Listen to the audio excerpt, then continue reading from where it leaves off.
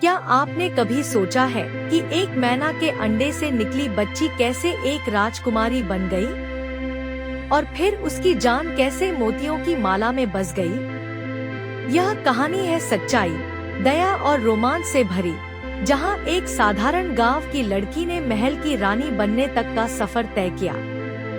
लेकिन क्या वह अपनी जान बचा पाई? जानने के लिए अंत तक देखें। रामपुर गांव में शंभूनाथ और राधा रहते थे। दोनों मेहनती किसान थे, पर उनकी एक ही कमी थी, संतान का ना होना। राधा हर रोज मंदिर जाकर प्रार्थना करती और पक्षियों को दाना डालती। एक दिन उनकी छत पर मैना का एक जोड़ा आया और वहां घोंसला बनाने लगा। कुछ दिनों बाद मैना का जोड़ा कहीं चला गया, पर उन्होंने एक अंडा घोंसले में छोड़ दिया। राधा को वह अंडा बहुत प्रिय हो गया। उसने इसे संतान की तरह संभालना शुरू कर दिया। कुछ दिनों बाद अंडे से एक सुंदर बच्ची निकली। शंभूनाथ और राधा ने उसका नाम मैनावती रखा। वे उसे बड़े प्यार से पालने लगे। मैनावती बड़ी होकर बेहद सुंदर हो गई। उसके लंबे काले बाल, बड़ी बड़ी आँखें और मोहक मुस्कान पूरे गांव में प्रसिद्ध हो गई। एक दिन राजा भान सिंह शिकार पर गांव आए। उन्होंने मैनावती को देखा और उसकी सुंदरता से मोहित हो गए। उन्होंने उससे विवाह का प्रस्ताव रखा। मैनावती महल में रानी बन गई, लेकिन बड़ी रानी को उससे ईर्ष्या होने लगी। वह हमेशा मैनावती के खिलाफ साजिश रचती रहती। बड़ी रानी ने चालाकी से मैनावती से उसकी जान का रहस्य जान लिया। मैनावती ने बताया कि उसकी जान मोतियों की माला में है, जो उनके पुराने घर के कुएं में एक डिब्बे में रखी है।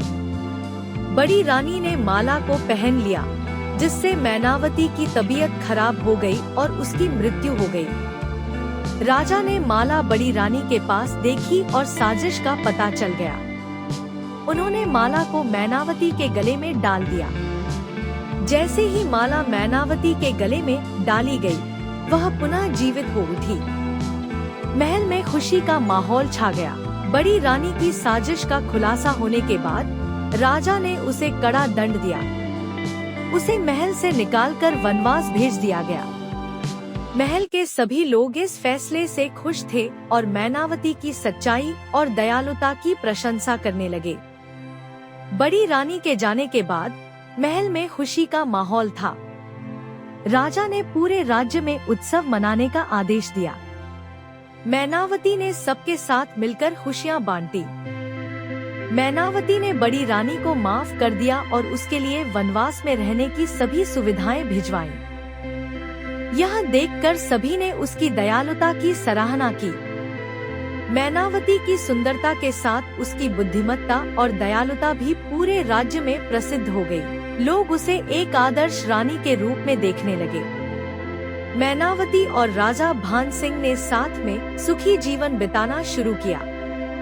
मैनावती ने महल में पक्षियों के लिए एक बड़ा उद्यान बनवाया, जिससे पक्षियों का कलरव महल में गूंजता रहा।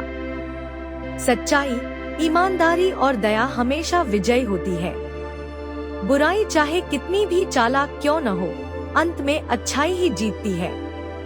यह कहानी हमें सिखाती है कि जीवन में हमेशा सच्चाई और करुणा का मार्ग अपनाना चाहिए।